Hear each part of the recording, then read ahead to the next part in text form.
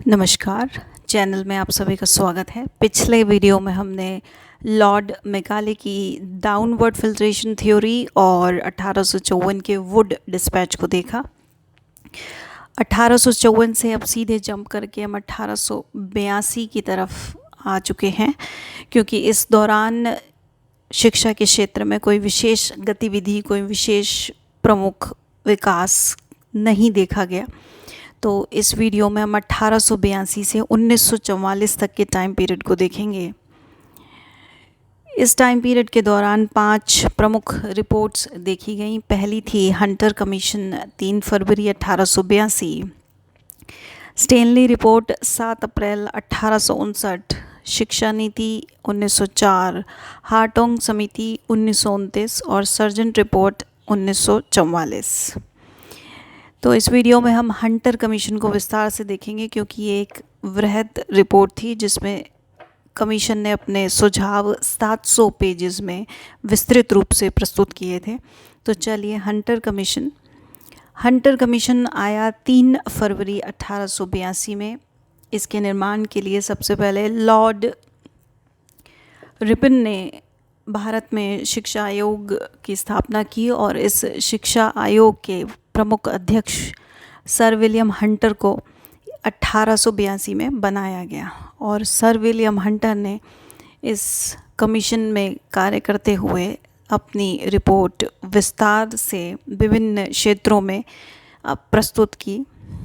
और इस कमीशन के विकास के पीछे 2 कारण प्रमुख माने जाते हैं। पहला कि जो ब्रिटिश गवर्नमेंट थी, उन्होंने भारतीय प्राथमिक शिक्षा में कई अनियमितताओं को महसूस किया, इसलिए उन्होंने इस अनियमितताओं को दूर करने के लिए हंटर कमीशन का गठन किया। और दूसरा, 1854 में जो वुड डिस्पैच आया था, उसकी जो सुझाव इम्प्लीमेंट किए गए थे, उन्हें जो लागू किया था, उसके प्रभाव को जानने के लिए भी हंटर कमीशन का गठन किया गया था।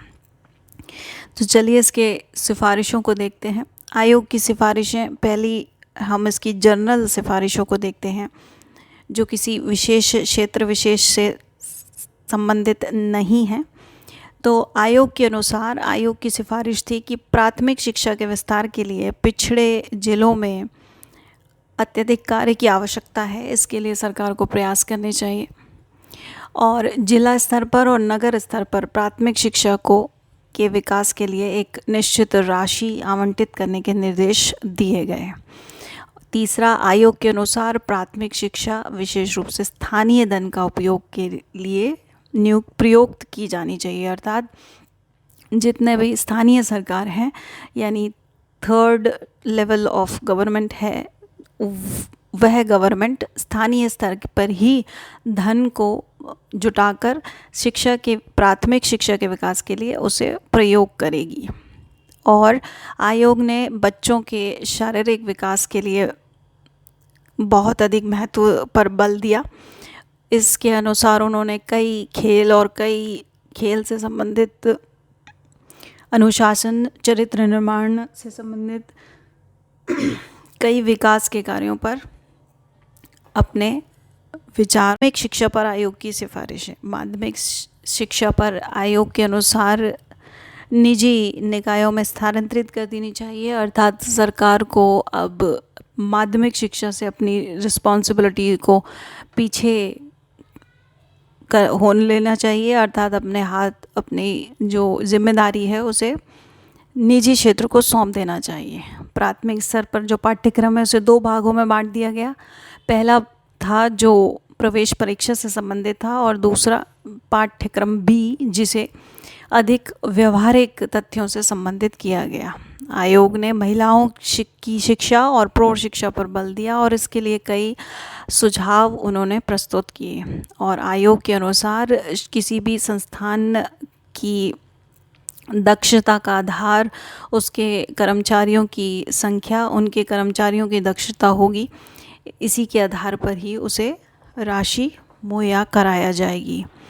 इसके बाद आयोग ने सिफारिशें दी कि अप्रत्यक्ष रूप से कॉलेज स्तर की शिक्षा का प्रभाव माध्यमिक शिक्षा से ही होता है, अर्थात माध्यमिक शिक्षा पर अगर विद्यार्थी सकुशल है, विस्तृत अध्ययन करता है, तो कॉलेज स्तर की शिक्षा आसान हो जाती है। इसके अनुसार ही पंजाब और इलाहाबाद में नए नए विश्वविद्यालय स्थापित किए गए। आगे चलते हैं। धार्मिक शिक्षा पर आयोग की सिफारिशें। आयोग के अनुसार किसी भी धर्म विशेष पर कोई भी स्कूल अपनी विशेष कोई राय नहीं रखेगा, यानी वह धर्मनिरपेक्ष रूप से कार्य करेंगे। धार्मिक शिक्षा देने का अधिकार निजी संस्थानों को दिया गया और सरकार का इससे कोई लेना देना नहीं था, और सभी प्रकार के संस्थानों को दी जाने वाली अनुदान राशि केवल शिक्षण कार्य से संबंधित रखी गई। अगर शिक्षण कार्य सुचारू रूप से चलाना है तो उस राशि को सुनियोजित तरीके से प्रयुक्त करना होगा। नेक्स्ट है स्टेनली रिपोर्ट, जो कि 7 अप्रैल 1859 में आई। स्टेनली रिपोर्ट मुख्य रूप से शिक्षक प्रशिक्षण पर अत्यधिक बल देती है, यानी टीचर ट्रेनिंग पर बल देती है, और शिक्षकों के प्रशिक्षण के लिए उन्होंने कई नई विचार और कई नए कार्य किए, जिसमें प्रमुख थे मद्रास में गवर्नमेंट स्कूल का खुलना, लाहौर में ट्रेनिंग स्कूल, और 1886 में मद्रास में माध्यमिक स्तर के शिक्षकों के लिए पहला प्रशिक्षण कॉलेज स्थापित करना, अर्थात जो माध्यमिक स्तर के बच्चों को पढ़ाते हैं उन टीचरों के लिए ट्रेनिंग स्कूल मद्रास में स्थापित किया गया। तो स्टेनली रिपोर्ट जो थी मुख्य रूप से शिक्षक प्रशिक्षण पर बल देती है। आगे देखते हैं शिक्षा नीति 1904। शिक्षा नीति 1904, लॉर्ड कर्जन ने इस शिक्षा नीति के अनुसार शिक्षकों के प्रशिक्षण की आवश्यकता पर बल दिया, और उन्होंने स्नातक स्तर पर एक वर्षीय पाठ्यक्रम शुरू किया, जिसमें विश्वविद्यालय स्तर पर 1 वर्ष के लिए ट्रेनिंग दी जाएगी, और यह पाठ्यक्रम शिक्षण प्रशिक्षण से संबंधित था। इस पाठ्यक्रम में सभी सिद्धांतों को रखा गया जो कि शिक्षण के लिए ज़रूरी है। सभी तकनीकें, सभी कौशल, सभी कला जो शिक्षण के लिए आवश्यक है, वह सभी इस पाठ्यक्रम के अंतर्गत रखी गई।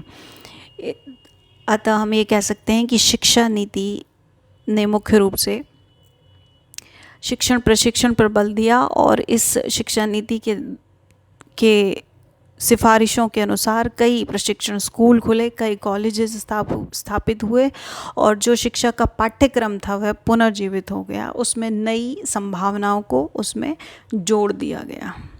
आगे देखते हैं हार्टोंग समिति 1929। हार्टोंग समिति को बनाने से पहले इसमें एक शिक्षा के क्षेत्र में मुख्य रूप से प्राथमिक विद्यालयों के क्षेत्र में एक सर्वे किया गया, और उस सर्वे की रिपोर्ट के अनुसार इस समिति ने अपना सुझाव दिए, और इस सर्वे में पाया गया कि 44 यानी 44% शिक्षित प्रशिक्षित नहीं हैं, और उनमें से केवल 28% ही अपने पाठ्यक्रम को पूरा कर पाते हैं।